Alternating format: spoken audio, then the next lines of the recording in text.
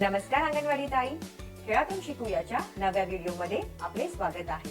आजच्या व्हिडिओ मध्ये मुलांबरोबर एक छानसा उपक्रम घेऊ, ज्यामुळे त्यांना त्यांच्या स्वतःच्या भावना समजण्यास मदत होईल. म्हणूनच मुलांना त्यांच्या भावना खेळातून व्यक्त करायला मदत होईल.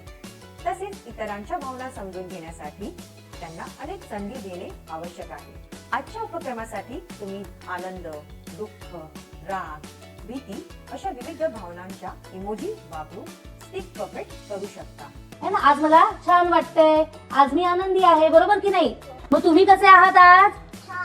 अरे वा, मस्त. मग ठीक आहे, आता ना हे 4 मित्र आहेत. कोण आहेत? 4 मित्र आहेत, बरोबर? हा, मग मला सांगा, या मित्राला कसं वाटतंय बघू, सांगा बघू. छान वाटतंय, आनंदी आहे, बरोबर. कशावरून तो आनंदी आहे?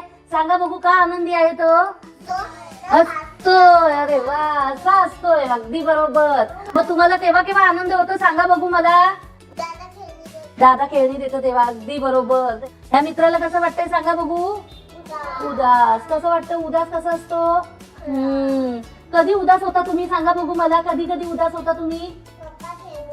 नाही देत आनंद तेव्हा, अगदी बरोबर. आता हा मित्र आहे, ह्याला काय होतंय सांगाल का?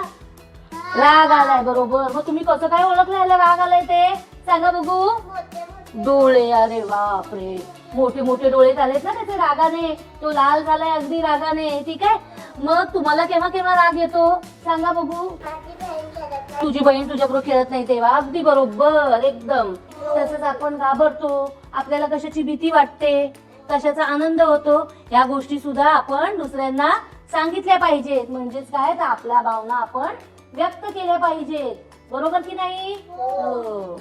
या उपक्रमात अजून रुची वाढवण्यासाठी तुम्ही मुलांना इतरही वेगवेगळ्या भावना दाखवण्यास सांगू शकता. आशा आहे की तुम्हीही तुमच्या अंगणवाडीतील मुलांबरोबर हा उपक्रम सहज घेऊ शकाल. व्हिडिओ पाहिल्यानंतर मुलांसोबत हा उपक्रम करतानाचे फोटो किंवा व्हिडिओ आम्हाला व्हॉट्सअप ग्रुपवर जरूर पाठवा. पुन्हा भेटू एक नवीन खेळासह, नवीन व्हिडिओसह. धन्यवाद.